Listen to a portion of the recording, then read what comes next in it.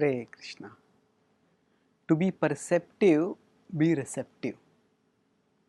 Some people are remarkably perceptive.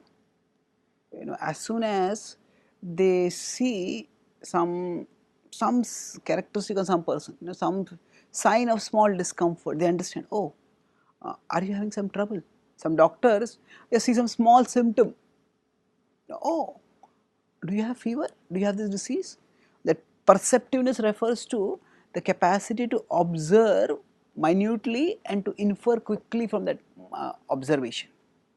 So, now some of us are endowed with a greater amount of perceptiveness and some of us are endowed with a lesser amount of perceptiveness. Those who have this perceptiveness, they are gifted. Now, we can by training increase our level of perceptiveness. Say for example, by learning a little bit about body language, we may be able to understand a little better what are the emotions going on in people's minds by seeing their physical expressions. At the same time, the perceptiveness that we have, it cannot be increased unlimitedly. Some people are very perceptive, some people are not so perceptive, and that is a material skill which we have got by our past karma. But what we can all do is that we can increase, become more receptive. So perceptive means we go, our vision goes out and we see the external world and we observe things within that. Receptive means we take in, and by receptivity we refer to inner receptivity. Krishna is there in our heart as the Paramatma, and he wants to guide all of us.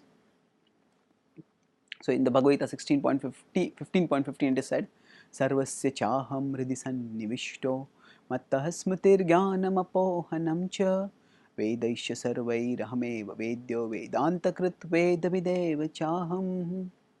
So it's a complex verse. We will focus on the first line which is relevant to us. Sarvasya chaham hridhi sannivishto. Krishna says, I am present in the heart of all living beings.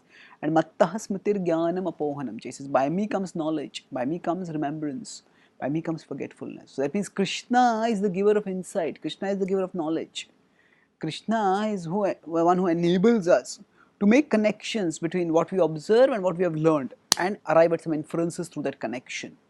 So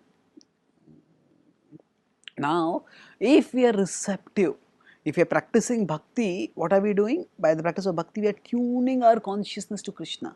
When Krishna manifests as the holy name, when Krishna manifests as scriptural wisdom, when Krishna manifests as the deities, we tune our consciousness to him. And once our consciousness is tuned to him, we become more and more receptive. And then when the guidance comes from within, we can take that guidance. We can grow by that guidance. And we can become more and more perceptive because of having become increasingly receptive. Krishna talks about this when he tells that for those who are devotionally tuned to him, he gives them the intelligence to make wise decisions. Dadami buddhi yogam tam yena mam upayantite. So even if we are not able to increase our perceptiveness beyond particular limits, we can increase our receptiveness, and thus we can be guided towards making, to observing, learning and making wise choices. Thank you. Hare Krishna.